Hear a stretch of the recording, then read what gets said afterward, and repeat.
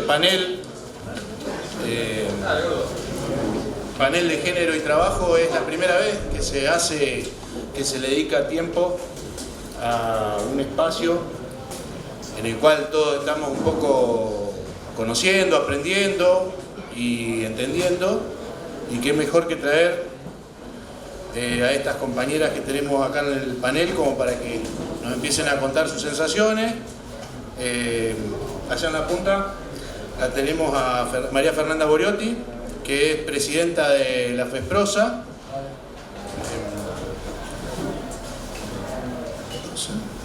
que son los sindicatos profesionales de la salud. Es un nombre muy largo.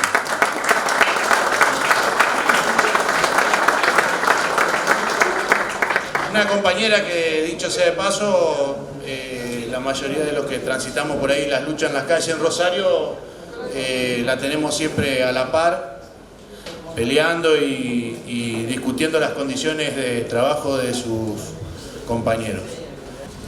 Buenas tardes a casi todos, veo pocas todas.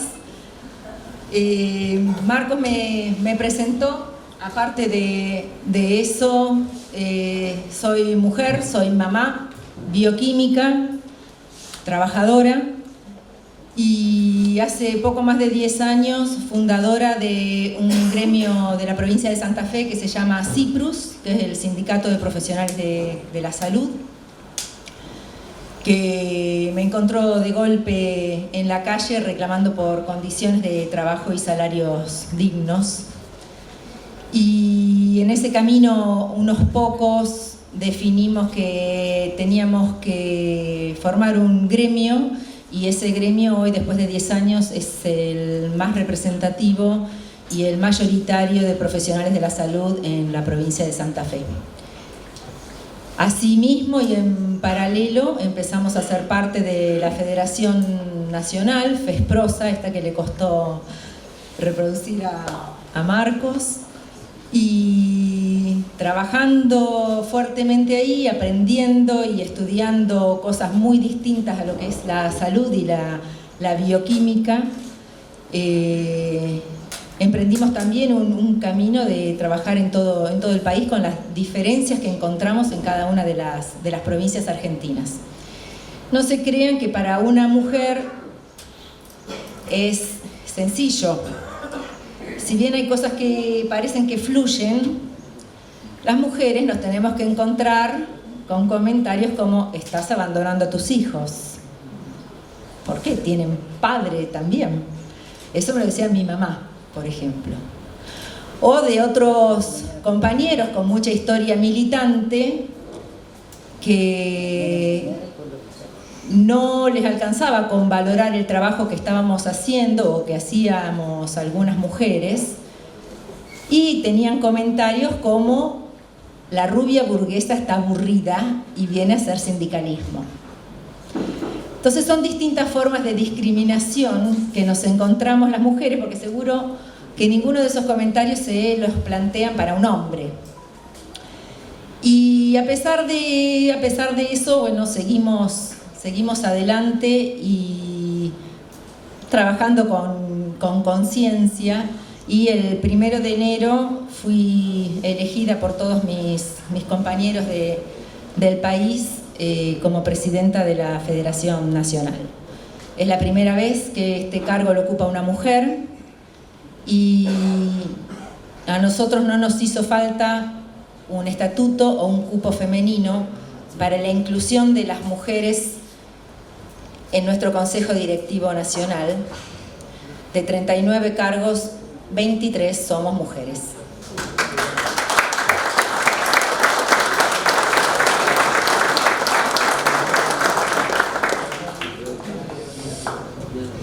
Esto no quiere decir que todo tiene que ser así, pero me parece que es un camino de reconocer las diferencias que tenemos para algunas cosas, hombres y mujeres, y que estas diferencias no se traduzcan en inequidades o en cuestiones que terminen perjudicando la vida y la dignidad de las personas.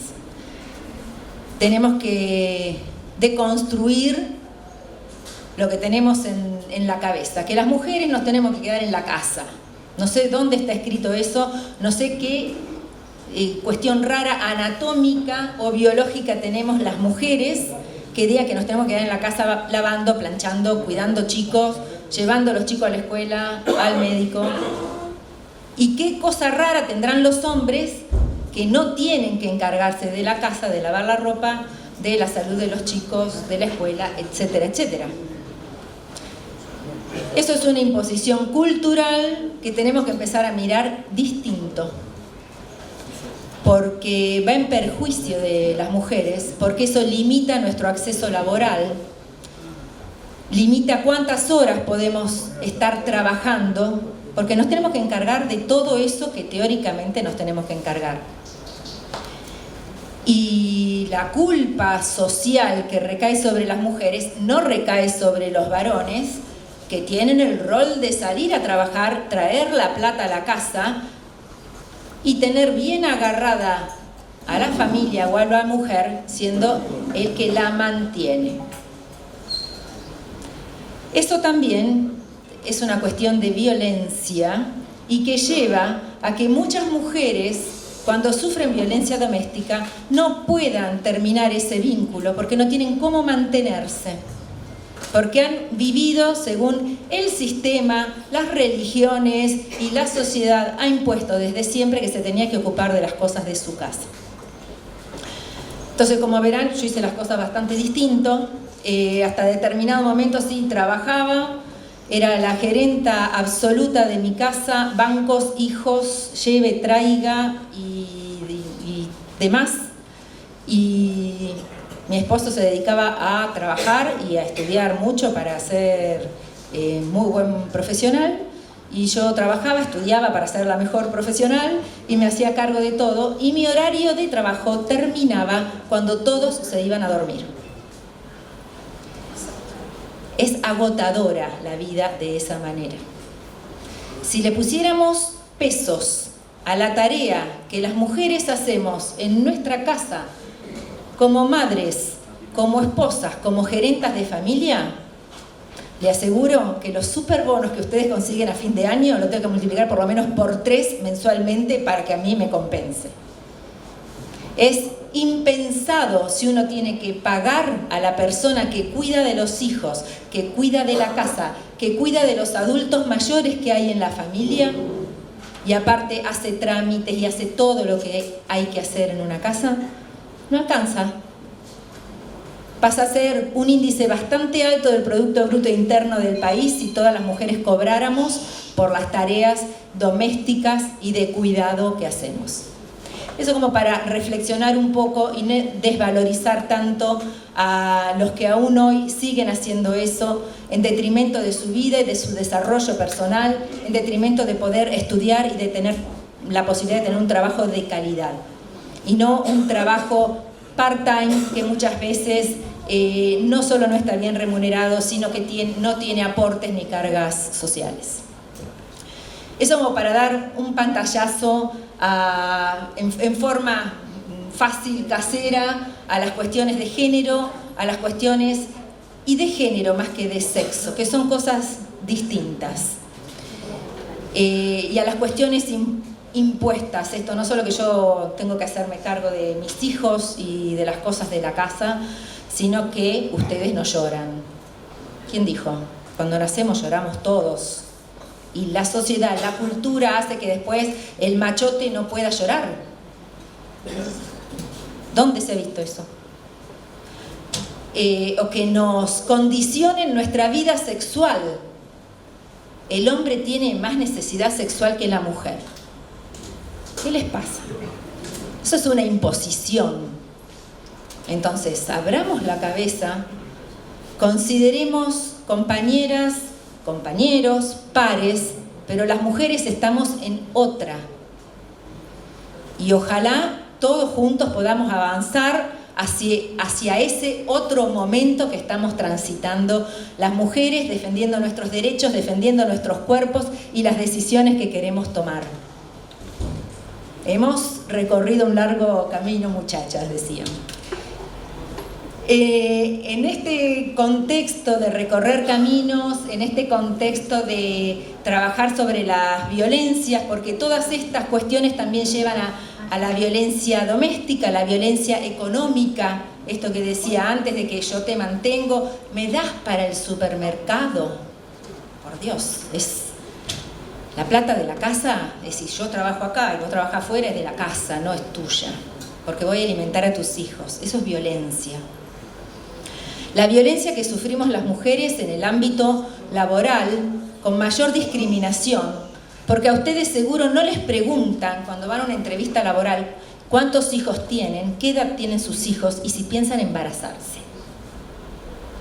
Eso es violencia, eso es discriminación y eso lo sufrimos las mujeres. O si tenés pareja y pensás formar una familia, o ¿sí? Para entrar al trabajo te tenés que dejar tocar la pierna. Eso lo padecemos las mujeres y es violencia laboral o violencia doméstica que nos atraviesa en la vida entera. A raíz de todo esto que estoy comentándoles desde hace ya unos cuantos años, las mujeres que empezamos a organizarnos y a tener una visibilidad política y en la calle que 20 años atrás no la esperábamos, a raíz del movimiento del Ni Una Menos, a raíz del Me Too en Estados Unidos, a raíz de los paros internacionales de mujeres, se avanzó en la Organización Internacional del Trabajo con un convenio que aprobamos este año, el convenio 190 sobre violencia y acoso en el mundo del trabajo con transversalidad de géneros, en plural. Inicialmente era pensado la transversalidad hacia el sexo femenino, pero después con los debates y con el trabajo nos dimos cuenta que los grupos vulnerables relacionados al género no eran solamente las mujeres. Entonces, este año, en junio, en la asamblea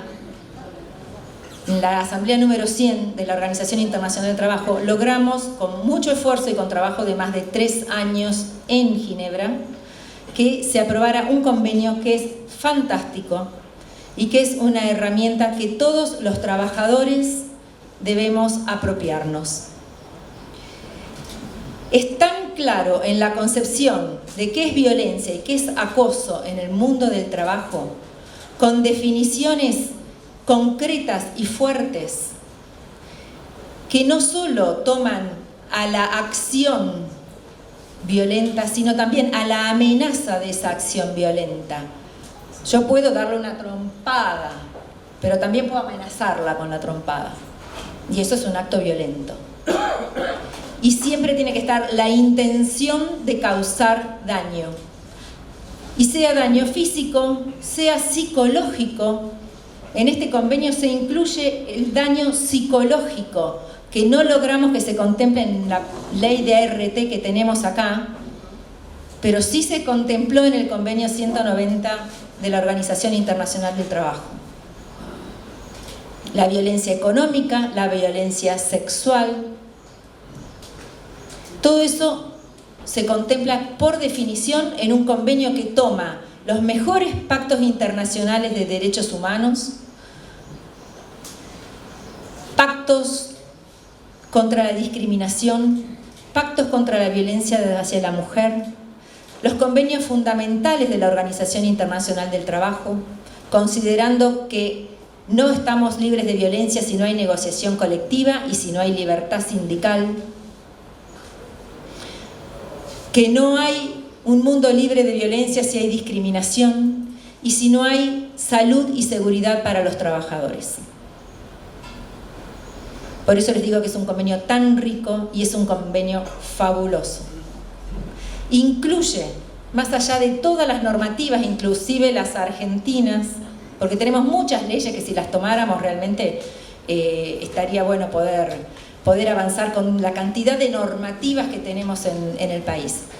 Pero una cosa que es muy novedosa es que incluye a todo tipo de trabajadores, no solo el trabajador que está en blanco, como la mayoría de las leyes argentinas, Incluye al trabajador precario, al temporal, al que es una changa, al que trabaja en una casa, en el campo.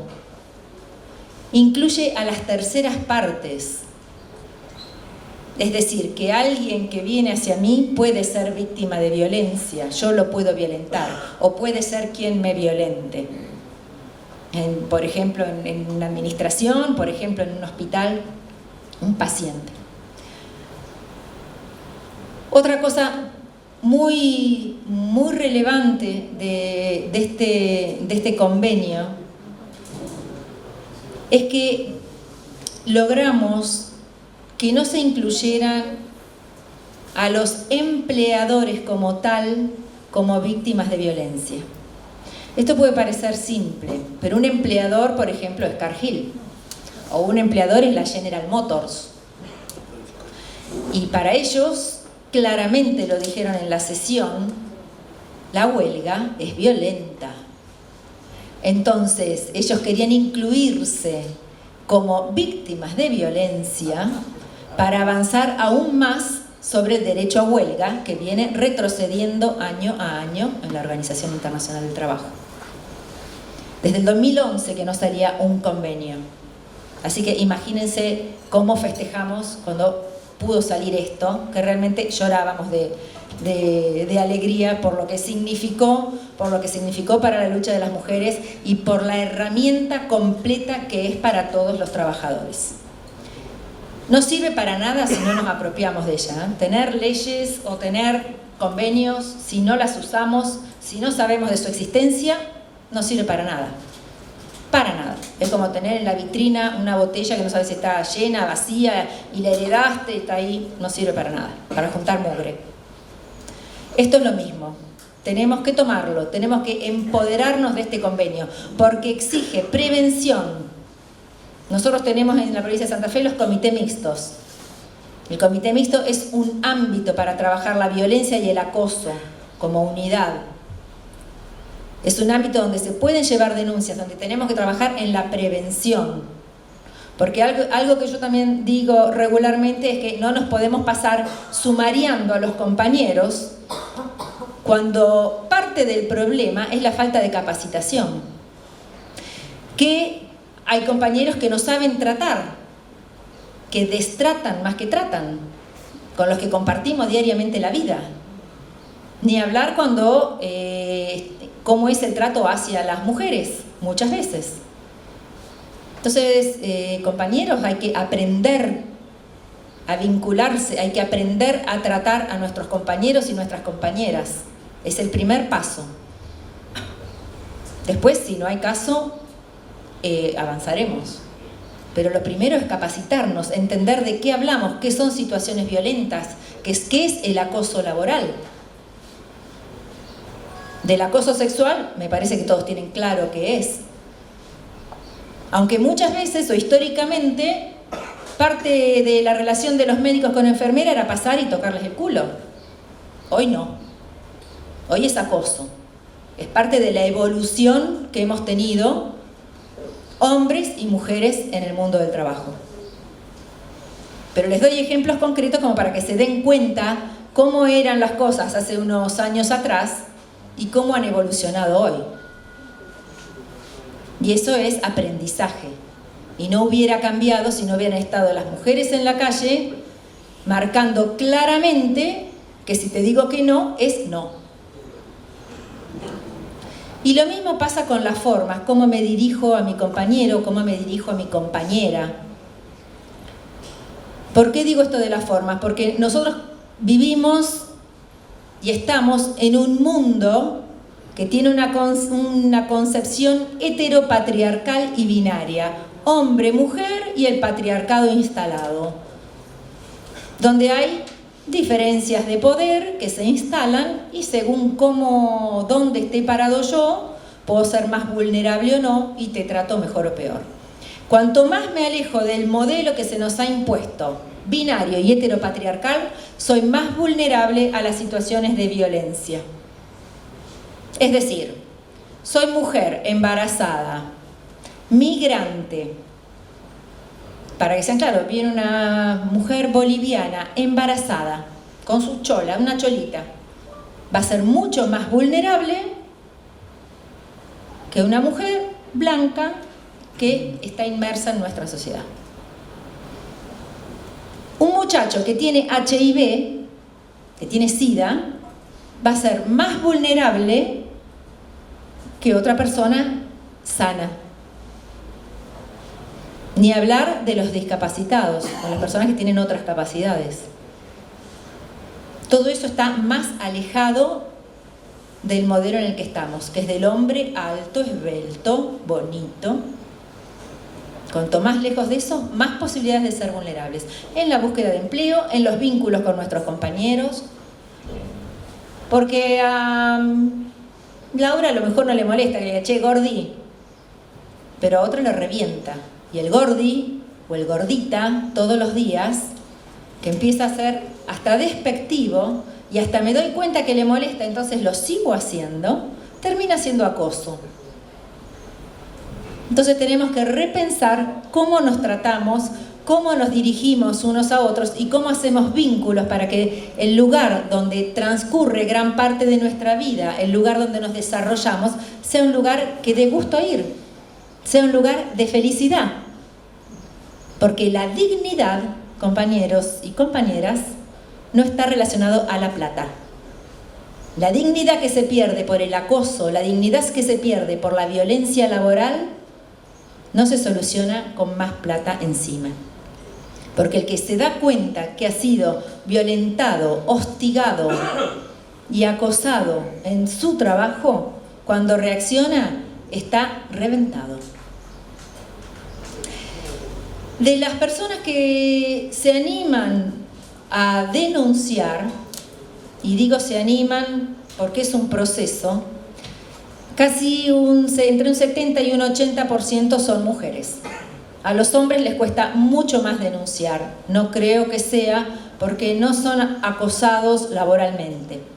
El acoso laboral se refiere a persecución, se refiere a no encontrar los elementos de trabajo un día, a que el otro día te sobrecargan de trabajo, a la semana siguiente no te dan nada para hacer. Bueno, son distintas cosas. Que vos vas a tu escritorio, el que es administrativo, y un día no tiene el pisapapel, otro día no tiene los papeles que necesitaba tener, y eso lo puede hacer un compañero, lo puede hacer un jefe, lo puede hacer la persona que está por debajo en la organización. Va para todos sentidos el hostigamiento y el acoso. Los hombres denuncian mucho menos que las mujeres, pero el 98,8% de las denuncias de los hombres es por acoso psicológico. Obviamente, violencia física es un poquito más que las mujeres, pero no llega al 5%, y acoso sexual prácticamente no denuncian. En las mujeres que denuncian también el acoso psicológico es el mayoritario, pero hay un rango, un porcentaje mayor de acoso sexual también. Esto es como para que vean la importancia que tiene el hostigamiento y el acoso psicológico y la repercusión que tiene en una persona, este flagelo que muchas veces no queremos ver. Cuesta terriblemente darse cuenta de lo que nos está pasando porque se pierde la capacidad de percepción de lo que pasa, y la persona, cuando lo logra comentar, está realmente devastada, como les decía antes. Es necesario poder tener equipos interdisciplinarios que aborden la violencia en los lugares de trabajo. Es necesario que los delegados y que las conducciones de los gremios tengan la capacidad de la escucha activa, de que la persona que se ha sentido hostigada o que siente que ha sido víctima de violencia laboral pueda tener tranquilidad y confianza que va a ser escuchada, que va a ser contenida y que no se lo va a tomar de, mira no se la banca. A los empleadores cuando estábamos en este debate, les interesaba mucho que saliera algo, no sé si un convenio, pero que saliera algo, porque la violencia en relación al trabajo les estaba haciendo disminuir sus ganancias. Así que fíjense el impacto que tiene, porque la persona que es violentada termina estando mal socialmente, con su familia, con sus amigos, porque tiene una irritabilidad, tiene una percepción muy mala de su vida, insomnio, dolores de cabeza, muchas veces terminan hasta con enfermedades crónicas, inmunológicas o cáncer, que terminan desatándose a raíz de un padecimiento que en muchos casos lleva años. Así que yo los invito a abordar este tema, a tomar conciencia. Es parte del trabajo que hay que hacer, hombres y mujeres juntos, a empezar a tener una mirada mucho más solidaria con los compañeros y con las compañeras, sean del género que sean mujeres, hombres, gays, transexuales, somos todas personas. La solidaridad en estos temas es fundamental para poder salir adelante. Muchas veces los compañeros prefieren trasladarse porque todo el entorno es hostil, pero otras veces, cuando es una sola persona, hay que defender que la víctima se quede en su lugar de trabajo y el que sea trasladado a otro sector, sea el hostigador, sea el violento. Este convenio, para que tenga un rango constitucional, es decir, que lo podamos tener como una ley del valor, del nivel de la Constitución, debe ratificarse en Argentina en el Congreso Nacional. Cumplen determinados pasos, pero estamos haciendo una campaña muy fuerte desde todas las organizaciones sindicales para que este convenio se ratifique.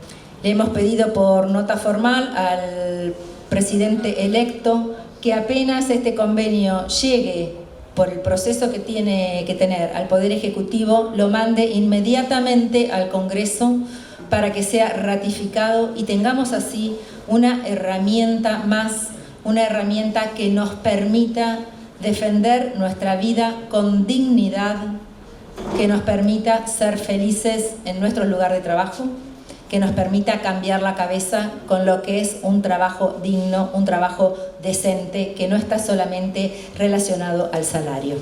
Así que muchas gracias. Después vamos a hacer una foto colectiva pidiendo la ratificación del convenio 190.